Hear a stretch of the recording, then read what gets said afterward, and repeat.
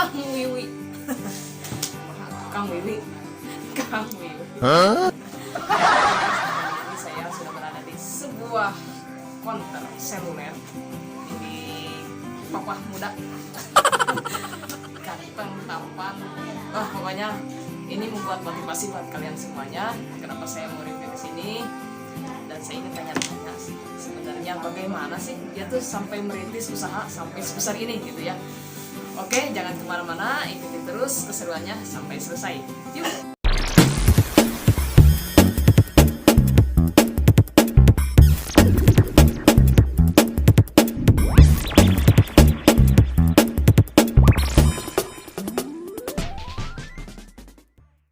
Oke guys, jadi saya tuh pengen kepo ya ini sama Papah Muda ini buat review konter ini yang super keren menurut saya ya.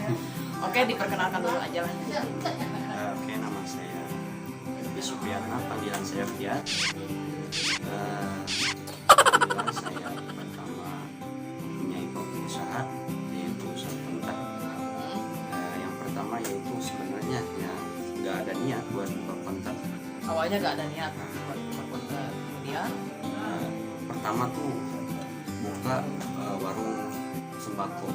sembako, jadi seperti kayak beras kayak gitu, Nah. beras minyak gitu ya.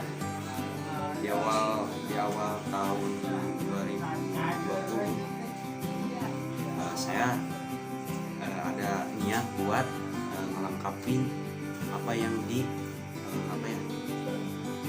yang dibutuhkan orang di sekitar, Bukan masyarakat ya, Nah. masyarakat banyak. seperti bahan pangan, buat telekomunikasi juga, apa yang bisa saya sebutnya bisa membantu menjual, membantu masyarakat sekitar untuk meringankan atau apa. Mencukupi kebutuhan. Nah, Apalagi kan di zaman sekarang kan pulsa, paket data itu sangat penting ya. Apalagi di zaman yang serba canggih sekarang, meskipun HP canggih, kalau tidak ada koneksi buat internet ya percuma. itu Jadi yang pertama itu harus ada koneksi pulsa.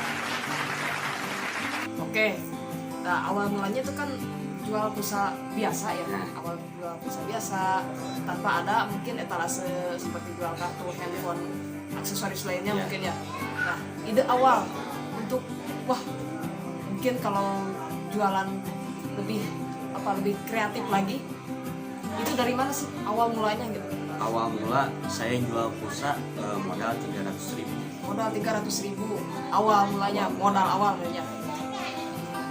Pikiran saya buat ada warung nih, orang sering nanyain pulsa, saya jual pulsa. Ketika saya udah jual pulsa, ternyata banyak pelanggan dan banyak yang terus-terusan, dan soalnya jauh gitu kan, ke pasar jauh, cuman orang-orang sekitar, daripada ongkos mending saya di sini jual pulsa. Mungkin karena tempat juga yang strategis, mungkin ya pinggir jalan. Ya. Mungkin kalau misalnya emang iya sih kalau di suatu desa ya atau perkampungan itu konter itu emang sangat jarang dan muncul atau bisa kita temui itu di jalan raya yang besar. Ya. Nah kalau mungkin di sini yang pertama itu persaingan mungkin tidak terlalu besar ya persaingan. Yang kedua itu omset juga lumayan karena di sekitar kita mungkin sehari, 2 hari, 3 hari dan selanjutnya itu semakin banyak orang yang tahu, semakin banyak orang yang datang dan semakin banyak orang yang beli gitu ya. Nah, modal awal kan 300.000. Nah, kemudian selanjutnya itu meningkatnya gimana sih respon masyarakat di sekitaran sini setelah mengetahui oh di sana ada jualan pulsa gitu. Pada pada bulan Maret ya, saya punya uang 500.000 buat beli etalase second. Oh, kalau baru kan di atas itu ya. betul. Saya beli dari teman 500.000 dan saya iseng-iseng nyimpan sebuah item-item kartu Indosat dan lain-lain. Ternyata itu banyak peminat seperti kartu kuota, kartu perdana dan lain-lain lah. Orang-orang kesini terus dia memberi masukan, bagus di sini buat konter soalnya jauh nih dari pasar. Ya. Saya di situ laku itu yang bisa disebut konsumen itu banyak. Ya. Di Alami awal peningkatan keras mungkin ya. 3 bulan saya buat konter banyak ya, mungkin sehari bisa dibilang 100 transaksi lah. Sehari 100 transaksi. Dari mulai pagi sampai malam jam 9 malam tutup. Sudah malam tutup. Terus kalau setelah adanya etalase terus aksesoris itu kemudian untuk omset nih mungkin dikatakan lebih dari miliaran. Mungkin udah kebeli pesawat pribadi. mode pesawat Mode mungkin ya. pesawat. Kalau mode pesawat siap. Sukanya yang senyap-senyap. Nah, sekarang kan banyak orang yang tahu nih kalau di sini tuh banyak aksesoris, banyak ini tuh. Apakah counter ini ya, counter seller ini bisa dikasbonkan atau mungkin gimana gitu? Ya, itu trik marketing saya. Trik marketing. Saya kasbonkan juga ke karyawan pabrik Ya betul. Karena di sini kan dekat ya dengan pabrik. Ketika orang ditanya ingin kasbon, mereka lari lah langsung kasbon. Ya. Nah, saya itu melihat peluang di situ. Ketika orang ingin kasbon, saya kan bisa nge-up harga lebih dari cash. Ya betul. Jadi mungkin pendapatan atau laba mungkin lebih 20% naik lah ya. Nah, betul. Nah, untuk nama store-nya ini ya, kenapa sih dinamakan Kanaya Store gitu ya? Awal idenya kenapa harus Kanaya gitu? Pertama itu sebenarnya bukan Kanaya Store. Di banner ada official. Official. Kenapa disebut official? Yaitu anak-anak di sini banyak yang nongkrong ya di warung, ngopi. Ya, ngopi di sini. Oh ngopi, awalnya tempat ngopi. Jadi atau mungkin ada konsumen yang datang ke sini bisa sambil ngopi-ngopi gitu. Nah, jadi sebenarnya itu sih idenya. Jadi ide sederhana official. Di anak-anak di sini ngopi. Oh no. Terus Betul. Nah, kemudian berubah nama jadi Kanaya itu dari mana?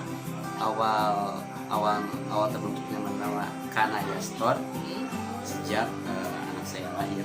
Oh, anak berarti namanya Kanaya. Nah, semoga aja nama anak membawa rezeki. Amin ya Allah, amin. Kita doakan ya semoga konter seluler Kanaya Store ini semakin berkembang lagi, semakin maju lagi dan omsetnya semakin meningkat lagi gitu ya. Nah, kemudian untuk selain konter ya, yang dirilis itu kan ada sembako. Nah, apakah sembako ya warung atau gitu ditinggalkan atau masih tetap berjalan? Kan ini temanya Kanaya Store bukan Kanaya Sale ya. Ya, Kalau store itu melengkapi tapi segalanya. ya, seperti ada isinya garam, terasi, pulsa dan lain-lain. Jadi orang-orang semua kalau ada butuh apa-apa semua sini. Jadi bukan hanya mencakup aksesoris counter aja ya. Betul. Nah, kemudian bagaimana sih motivasi buat para anak muda sekarang nih yang mungkin masih malas untuk bekerja atau mungkin yang udah bekerja tapi di PHK, nah mungkin ada motivasi lah dari papa muda ini buat mendorong supaya anak muda itu bekerja lebih giat dan mungkin ya ada motivasi buat berkarya seperti papa muda ini. Mungkin motivasi dari saya mulailah.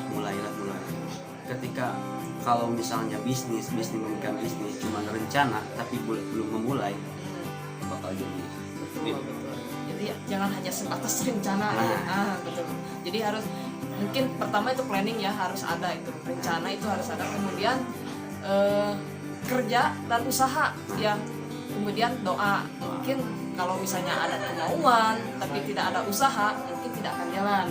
Nah mungkin kalau ada juga kemauan tapi tidak ada usaha, ya tidak akan jalan juga.